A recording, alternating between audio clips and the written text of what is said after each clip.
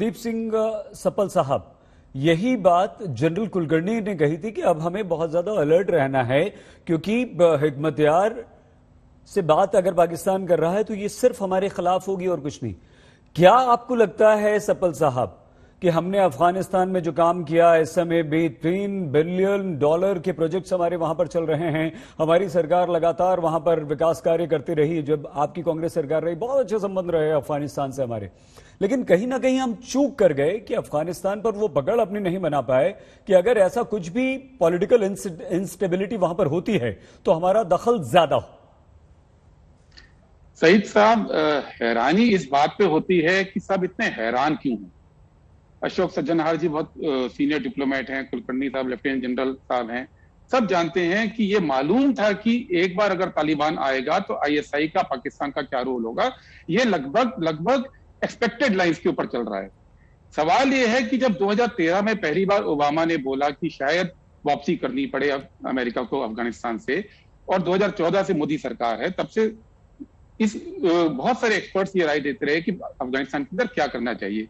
खास तौर पर पिछले 2 साल के अंदर बहुत इस बारे में चर्चा होती रही कि हमारी स्ट्रेटेजी अफगानिस्तान में क्या होनी चाहिए, लेकिन सरकार हाथ पे हाथ धर के बैठी रही।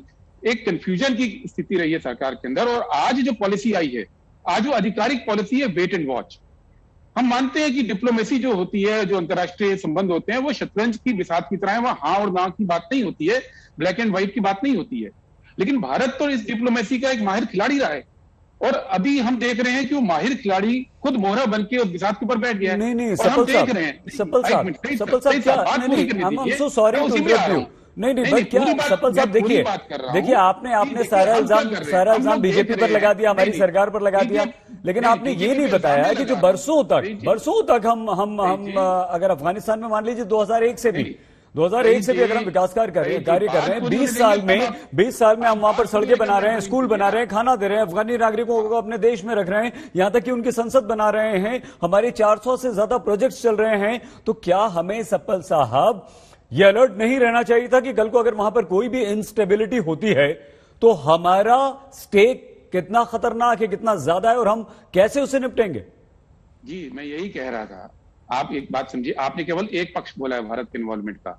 भारत का वहां के नॉर्दर्न अलायंस के साथ, जो पंचशील वैली में अलायंस है अभी नए नाम से, उसके साथ भी संबंध रहे हैं, भारत समर्थक रहा है। हमारी एक तरफ खाली ये नहीं कि हमने विकास किया है, हमारे सामरिक स्ट्रेटेजिक संबंध भी वहां रहे हैं। तो आज हम इस हालत में क्यों? आज मैं नहीं कह रहा हूं, आज से 3 दिन पहले राम माधव जी, जो कि बीजेपी के खुद फॉरेन पॉलिसी के थिंक टैंक हैं, उन्होंने एक अखबार में लिखा है कि भारत की नीति मुखर नहीं रही अफगानिस्तान के अंदर। और आज हालत ये है कि जो देश उसकी नीति तय कर रहे हैं, ईरान है, रूस है, चीन है, पाकिस्तान है, वो हम उससे बाहर हैं, हम केवल बैठ के देख रहे हैं। मैं एग्जैक्टली यही बात कह रहा हूं जो आप कह रहे हैं कि आफ्टर ऑल हमारी विदेश नीति में पिछले 2 साल के अंदर इस पर चर्चा क्यों हुई। हम तो नहीं कह रहे हैं, खुद उनका थिंक टैंक है, खुद उनके राम माधव उन्हीं के हैं, उन्होंने स्पष्ट लिखा है कि अवर policy and we are not part of the players there।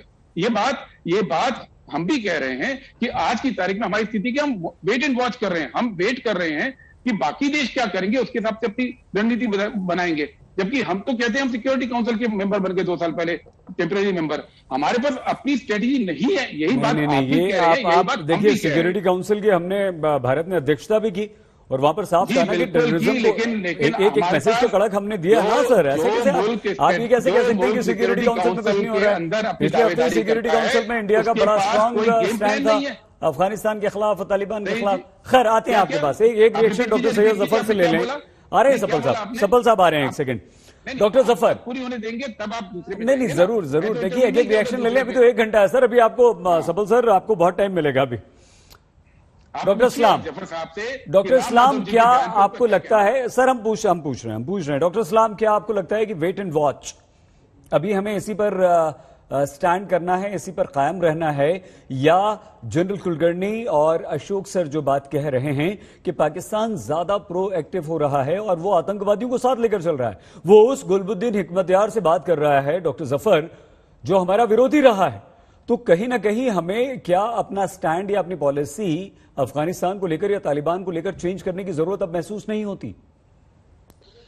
देखिए, 2 अहम चीजें जो आपके सामने रखना चाहता हूं।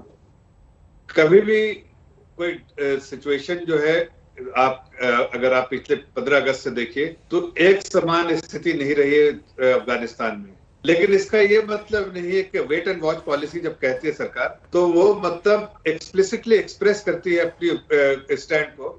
लेकिन बैक चैनल डिप्लोमेसी जो है, ट्रैक टू डिप्लोमेसी, इस तरह की जो डिप्लोमेसी, जो डिप्लोमेटिक एफर्ट्स है, वो चलते रहते हैं। वो हर वक्त चलता रहता है। अगर आज हमारे एक्सटर्नल अफेयर्स मिनिस्टर यूरोप में है तो जाहिर है वो डिप्लोमेटिक मिशन पे है, वो उस पे काम कर रहे हैं।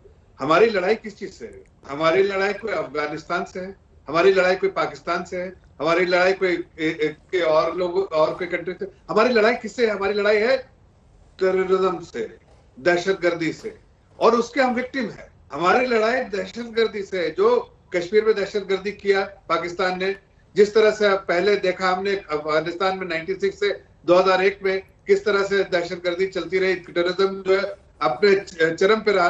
तो ऐसे में कि एक मुल्क को जाहिर तौर पे, जब बाकी मुल्क में हमारे सिचुएशन डिफरेंट है, हमारी कड़ी से कड़ी मिली हुई है। अगर कोई वहां अमेरिका में बैठ के या कोई यूरोप में बैठ के कोई स्टैंड लेता है, उसको कोई ज्यादा फर्क नहीं पड़ता है, इसलिए कि वो मुल्क जो है अफगानिस्तान से बहुत कोसों मील दूर है। हमारे लिए बहुत सोच समझ के, जल्दी में कुछ नहीं करके एक ऐसी स्ट्रेटेजी रखनी चाहिए जिसमें भारत का पक्ष मजबूत से रखा जा सके, भारत की सेफ्टी एंड सिक्योरिटी मजबूती से किया जा सके, और भारत की जो इंटरेस्ट को किसी तरह से कॉम्प्रोमाइज ना किया जा सके। ये कोशिश है हमारी सरकार की।